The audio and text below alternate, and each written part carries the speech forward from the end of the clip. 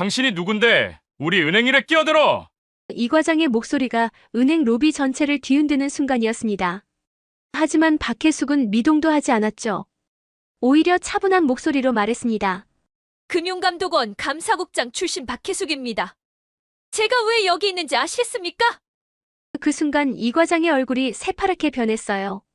하지만 이 충격적인 반전이 벌어지기까지는 며칠 전부터 시작된 이야기가 있었습니다.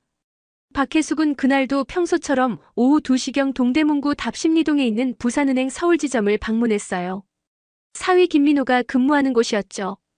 원래는 단순한 적금 해지 업무 때문에 들렀던 건데 로비에서 기다리던 중 믿을 수 없는 광경을 목격했습니다. 김민호가 고객 상담실 앞에서 무릎을 꿇고 있었어요. 그것도 다른 은행원과 고객들이 오가는 로비 한복판에서 말이에요. 박혜숙의 가슴이 철렁 내려앉았습니다. 사위의 얼굴은 창백했고 두 손은 떨리고 있었어요. 김 대리, 이게 뭐야? 고객한테 이런 실수를 어떻게 해?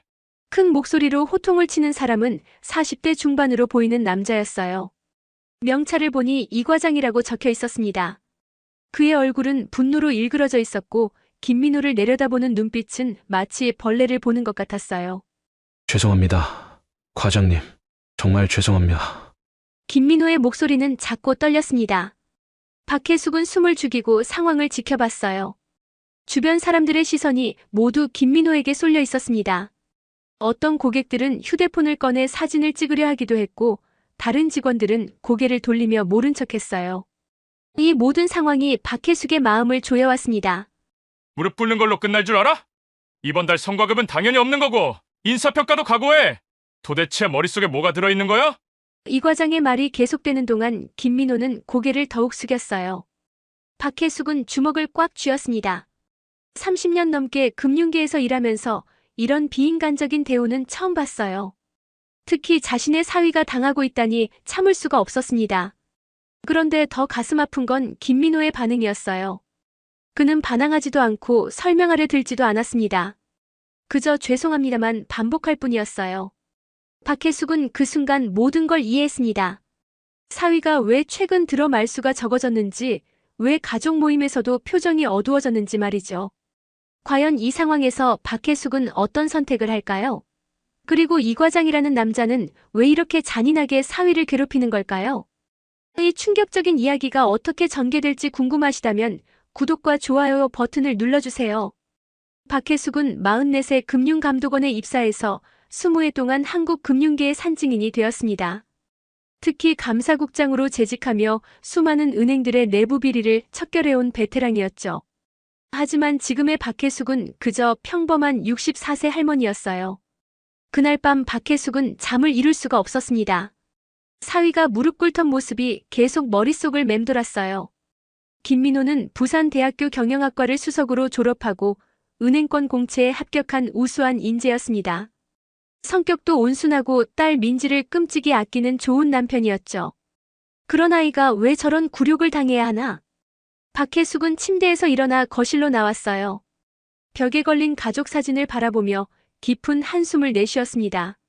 사진 속 김민호는 환하게 웃고 있었는데 오늘 본 그의 모습과는 너무나 달랐어요. 다음 날 아침 박혜숙은 딸 민지에게 전화를 걸었습니다. 민지야, 민호는 요즘 직장에서 어때? 괜찮다고는 하는데 최근에 좀 힘들어해요. 새로운 과장님이 좀 까다롭다고 하더라고요. 역시였습니다. 민지도 눈치를 채고 있었던 거죠.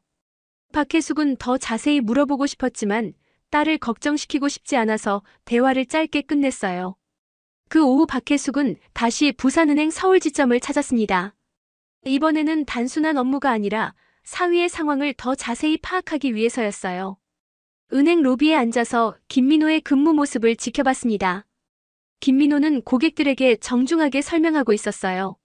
하지만 이 과장이 지나갈 때마다 움츠러드는 모습이 역력했습니다.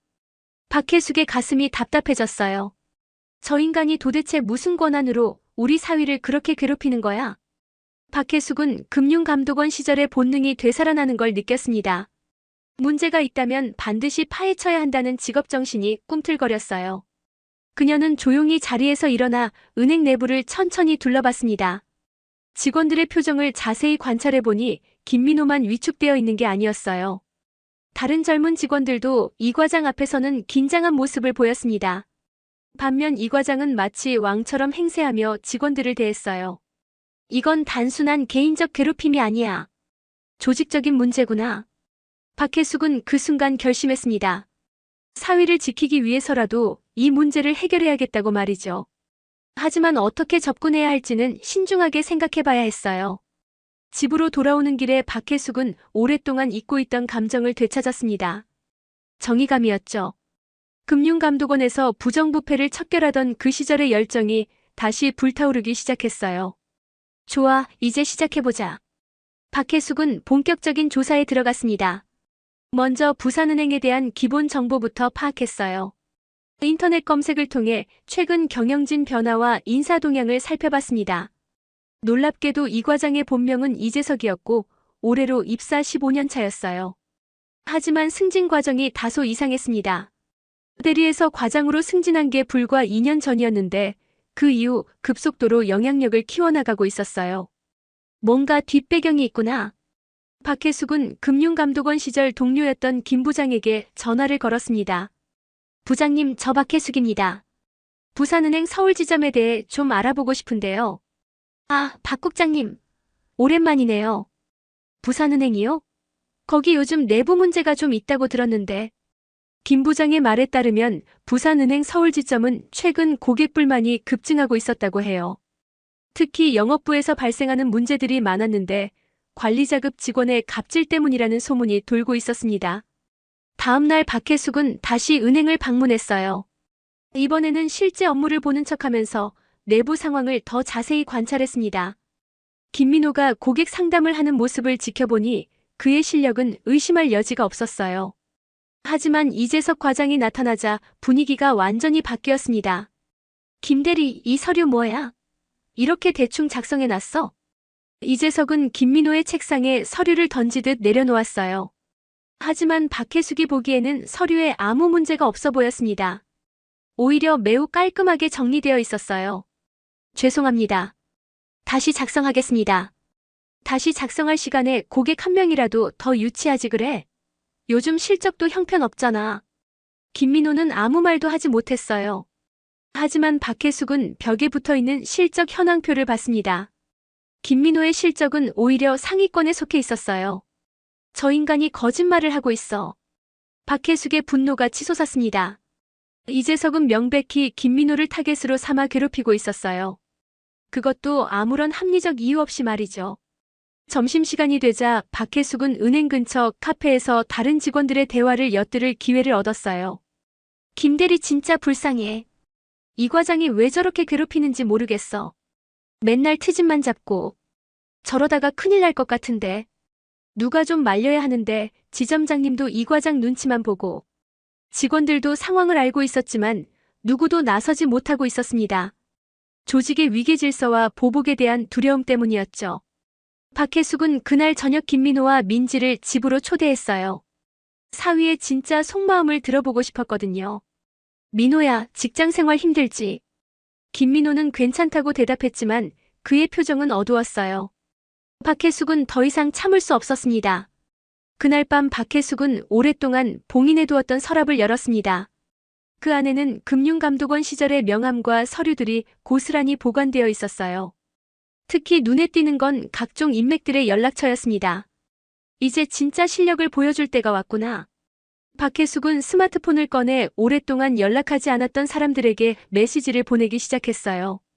금융감독원 후배들, 은행권 인사 담당자들, 그리고 언론계 지인들까지 말이죠. 다음 날 아침 박혜숙은 평소와 다른 옷차림으로 집에서 나왔습니다. 검은색 정장에 단정한 구두, 그리고 금융감독원 시절 즐겨 착용했던 명품 가방까지. 거울 속에 자신을 보니 예전의 박혜숙 감사국장이 되살아난 기분이었어요. 부산은행 서울지점에 도착한 박혜숙은 직접 고객 상담 접수를 했습니다. 하지만 이번에는 단순한 업무가 아니라 특별한 계획이 있었어요. VIP 고객 상담을 받고 싶습니다. 접수 직원은 박혜숙의 당당한 태도에 약간 당황했어요. 하지만 그녀가 제시한 통장 잔고를 보고는 깜짝 놀랐습니다. 억대 자산의 진짜 VIP 고객이었거든요. 잠시만 기다려주시면 담당자를 모셔오겠습니다. 얼마 지나지 않아 이재석 과장이 직접 나타났어요. 그의 얼굴에는 VIP 고객을 맞는 자기적인 미소가 가득했습니다. 안녕하세요, 고객님. 영업부 이재석 과장입니다. 박혜숙은 찬찬히 이재석을 관찰했어요. 40대 중반의 나이에 비해 오만함이 얼굴에 그대로 드러나 있었습니다. 특히 눈빛에서 계산적이고 탐욕스러운 면이 엿보였어요. 네, 반갑습니다. 큰 금액의 투자를 생각하고 있어서 상담 받으러 왔습니다. 이재석의 눈이 반짝였어요. 큰 실적을 올릴 수 있는 기회라고 생각한 거죠. 상담실에 들어선 박혜숙은 이재석의 말투와 태도를 세심하게 지켜봤습니다. VIP 고객에게는 극진히 대하면서도 지나가는 후배 직원들에게는 거만한 눈빛을 보내는 모습이 역력했어요. 특히 김민호가 서류를 가지고 왔을 때의 반응이 가관이었습니다. 김대리, 왜 이렇게 늦게 와? 고객님 기다리시잖아. 김민호는 전혀 늦지 않았는데도 불구하고 이재석은 트집을 잡았어요. 박혜숙은 그 모습을 지켜보며 속으로 분노를 삼켰습니다. 저 인간의 진짜 성격이 저거구나. 상담이 진행되면서 박혜숙은 이재석의 약점들을 하나씩 파악해 나갔어요. 그는 금융 상품에 대한 이해도가 생각보다 낮았고 실제로는 실적에만 매달려 있는 전형적인 성과지상주의자였습니다. 더 중요한 건 그가 규정을 제대로 지키지 않고 있다는 점이었어요. VIP 고객이라는 이유로 정식 절차를 생략하려는 모습을 여러 번 보였습니다. 이런 식으로 영업하면 감독기관에서 문제 삼지 않나요? 박혜숙의 날카로운 질문에 이재석은 당황했어요. 아, 그런 건 저희가 알아서 처리하니까 걱정 마세요. 바로 이거였습니다. 박혜숙이 찾던 결정적인 단서였어요. 박혜숙은 상담을 마치며 이재석에게 명함을 건넸습니다. 하지만 그 명함은 평범한 것이 아니었어요. 금융 컨설팅 회사 대표라고 적혀 있었거든요. 물론 실제로는 가짜였지만 이재석을 테스트하기 위한 미끼였습니다. 혹시 다른 은행의 상품들도 비교해보고 싶은데 조언 부탁드려도 될까요? 이재석의 표정이 급격히 변했어요. 큰 고객을 다른 은행에 빼앗길 수도 있다는 위기감이 든 거죠. 그럴 필요 없습니다. 저희 은행이 최고의 조건을 드릴 수 있어요. 박혜숙은 속으로 웃었습니다. 이재석의 조급함이 고스란히 드러나고 있었거든요. 그렇다면 특별한 혜택을 받을 수 있을까요? 다른 VIP 고객들은 어떤 대우를 받는지도 궁금하고요. 이재석은 주변을 둘러보더니 목소리를 낮춰 말했어요.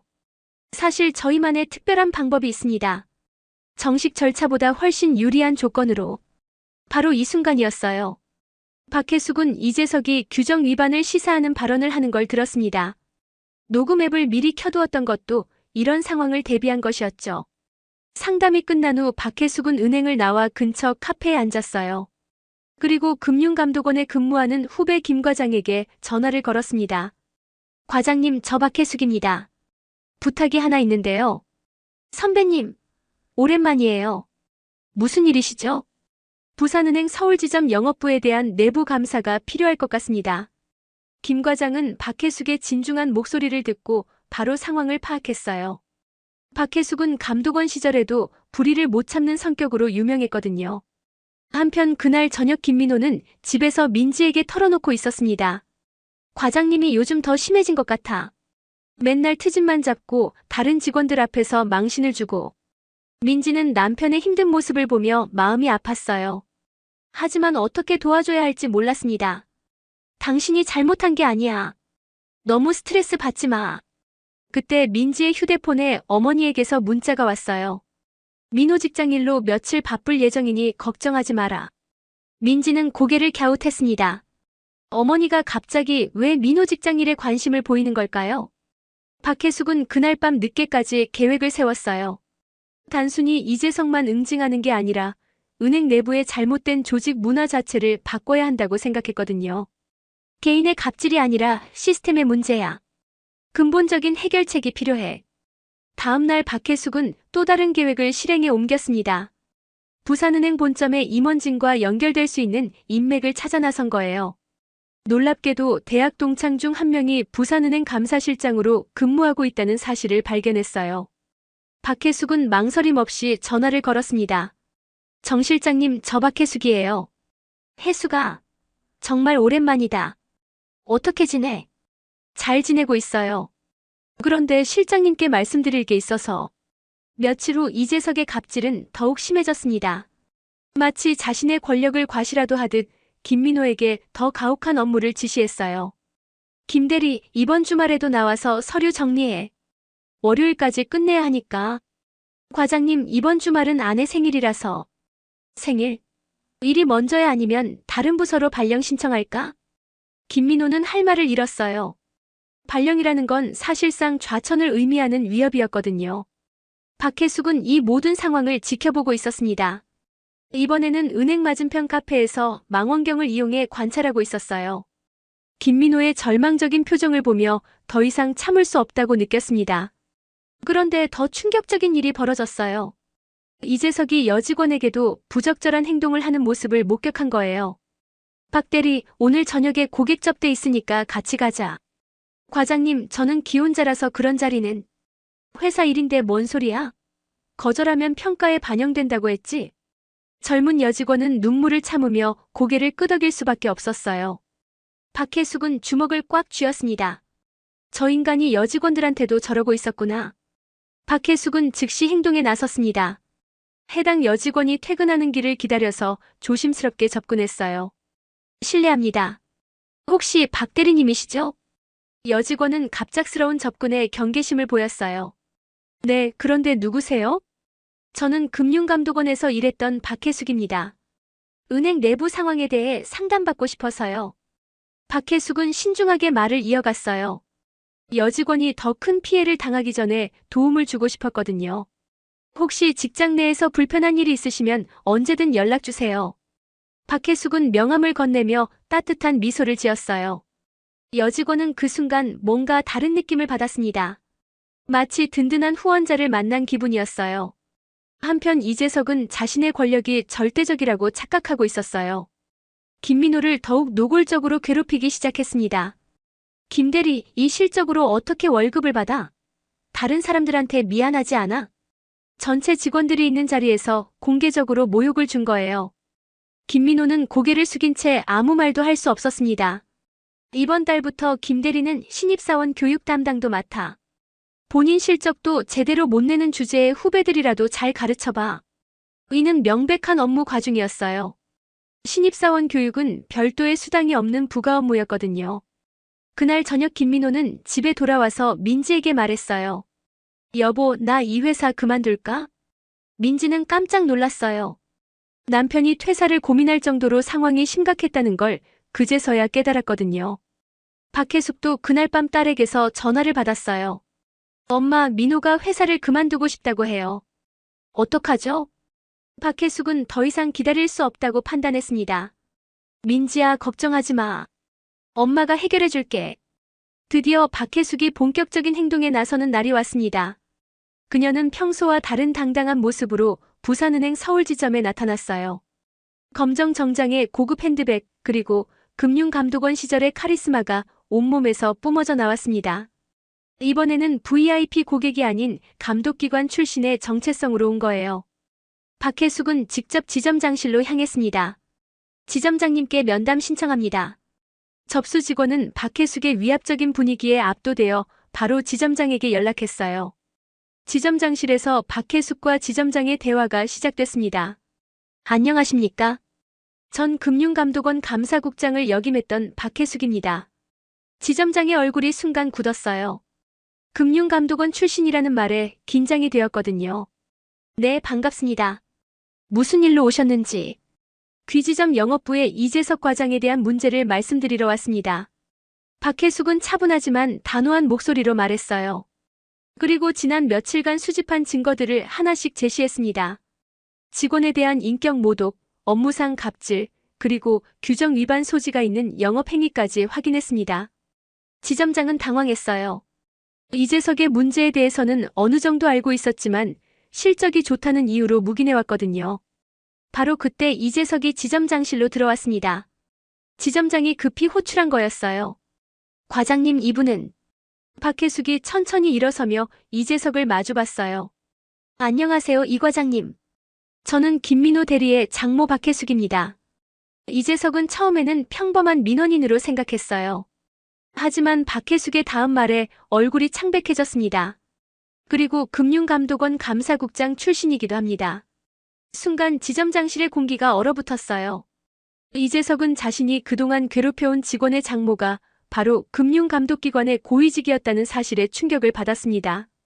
당신이 우리 사위에게 어떤 짓을 했는지 다 알고 있습니다. 박혜숙은 녹음된 파일과 사진들을 꺼내 보여줬어요. 이재석이 김민호를 무릎 꿇게 한 장면, 규정을 위반한 영업 제한, 그리고 다른 직원들에 대한 갑질 모습까지 모든 게 증거로 남아 있었습니다. 이건 이재석은 말을 잇지 못했어요. 자신의 모든 행동이 기록되어 있다는 사실에 경악했거든요. 박혜숙은 냉정하게 말을 계속했습니다. 은행법 위반, 직장 내 괴롭힘, 그리고 고객에 대한 기만행위까지. 이 정도면 징계는 물론이고 형사처벌까지 가능한 수준입니다. 지점장도 상황의 심각성을 깨달았어요. 금융감독원 출신이 직접 나선 상황에서 이 문제를 대충 넘길 수는 없었거든요. 당신이 누군데 우리 은행 일에 끼어들어. 이재석이 마지막 발악을 했지만 박혜숙은 미동도 하지 않았습니다. 금융감독원 감사국장 출신 박혜숙입니다. 제가 왜 여기 있는지 아시겠습니까? 그 순간 이재석의 얼굴이 새파랗게 변했어요. 그로부터 일주일 후 부산은행 서울지점에는 큰 변화가 일어났습니다. 이재석은 즉시 정직 처분을 받았고 금융감독원의 정식 조사까지 받게 되었어요. 박혜숙의 신고와 제보를 바탕으로 한 감독원의 검사 결과 이재석의 갑질과 규정 위반이 모두 사실로 드러났습니다. 결국 그는 해고 처분을 받았고 금융업계에서 영구 퇴출되었어요. 김민호는 그동안의 억압에서 해방되어 본래의 실력을 발휘하기 시작했습니다. 새로 부임한 과장은 민주적이고 합리적인 관리 스타일로 팀 분위기를 완전히 바꿔놨어요. 김 대리님, 그동안 정말 수고 많았습니다. 앞으로는 제대로 된 평가를 받으실 거예요. 김민호는 눈물을 글썽이며 고마움을 표했습니다. 오랫동안 짓눌려 있던 스트레스가 한순간에 해소되는 기분이었어요. 더 놀라운 일도 있었습니다. 부산은행 본점에서 김민호의 업무 능력과 성실성을 높이 평가해 승진을 제안한 거예요. 그동안 이재석의 방해로 제대로 인정받지 못했던 실력이 드디어 빛을 발하게 된 겁니다. 박혜숙은 딸 민지와 사위 김민호를 집으로 초대해 함께 식사를 했어요.